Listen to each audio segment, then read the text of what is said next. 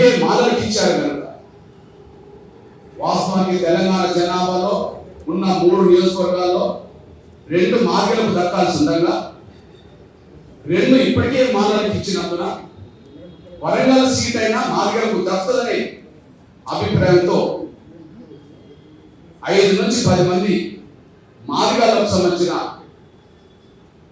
అభ్యర్థులుగా కాంగ్రెస్ పార్టీకి విజ్ఞప్తి చేశారు. కానీ అక్కడ 170% షెడ్యూల్ కులాల్లో మాదిగలు ఉన్నప్పటికీ ఊరికి ఒక్కరు కూడా లేని తెలంగాణ రాష్ట్రం మొత్తం మీదనే కాదు, వరంగల్ పార్లమెంటు పరిధి నియోజకవర్గ పరిధిలోనే కాదు,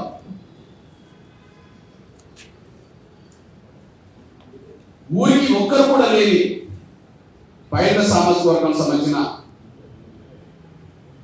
కడియం శ్రేణి గారి కూతురుకు టికెట్ ఇవ్వడంతో ఈ తెలంగాణ రాష్ట్రంలో షెడ్యూల్ కులాల్లో 120% జనాభా గల మాలలకు ఉన్నంత విలువ కాంగ్రెస్ పార్టీలో గుర్తింపు గౌరవం, ఊరికి ఒక్కరు కూడా లేని బయట సామాజిక వర్గానికి ఉన్నంత విలువ గౌరవం తెలంగాణ రాష్ట్రంలో 70% ఉండబడే మాదిగలకు లేదని, కాంగ్రెస్ పార్టీలో లేదని, కాంగ్రెస్ పార్టీ మాదిగల్ని గుర్తించదని స్పష్టంగా రుజువైంది. ఇప్పటికే తెలంగాణ రాష్ట్రంలో డిప్యూటీ సీఎంగా మల్లు బట్టి విక్రమార్క ఉన్నాడు. మల్లు బట్టి విక్రమార్క ఉండగానే డిప్యూటీ సీఎంగా స్థానికుడు కాకపోయినా అక్కడ జనాభా లేకపోయినా మల్లు రవి గారికి టికెట్ కేటాయించింది. కాంగ్రెస్ అధిష్టాన వర్గం వరంగల్ ఎస్సీ పార్లమెంట్ నియోజకవర్గానికి కడియం శ్రేణి కూతురుకే కాంగ్రెస్ టికెట్ కేటాయించడంతో ఎస్సీ రిజర్వేషన్ స్థానాలు 3 ఉంటాయి. నాగర్ కర్నూలు, పెద్దపల్లి, వరంగల్ ఈ 3 స్థానాల్లో ఏ ఒక్కటి కూడా మాదిగలకు టికెట్ ఇవ్వలేదనే విషయం స్పష్టమైపోయింది. దీనితో కాంగ్రెస్ పార్టీ 100కు 1000% మాదిగలకు వ్యతిరేకమైన పార్టీగా తనకు తానే మరొకసారి రుజువు చేసుకుంది. తెలంగాణ రాష్ట్ర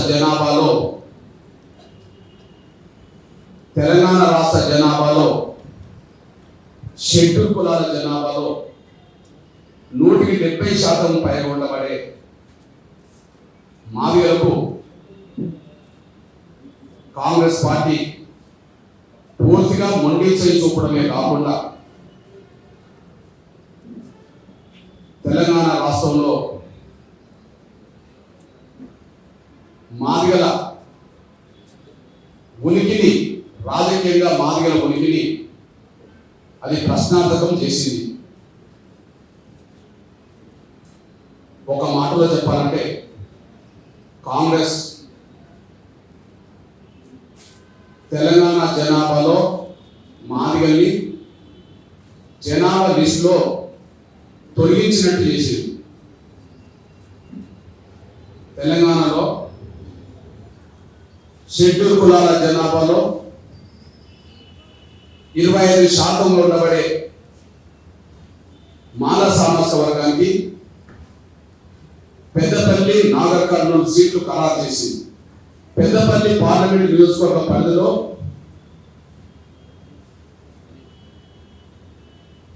ఇద్దరు అన్నదమ్ములుగా ఉన్న వినోద్, వివేక్ మాల సామాజిక వర్గం సంబంధించిన ఒకే కుటుంబ సభ్యులు.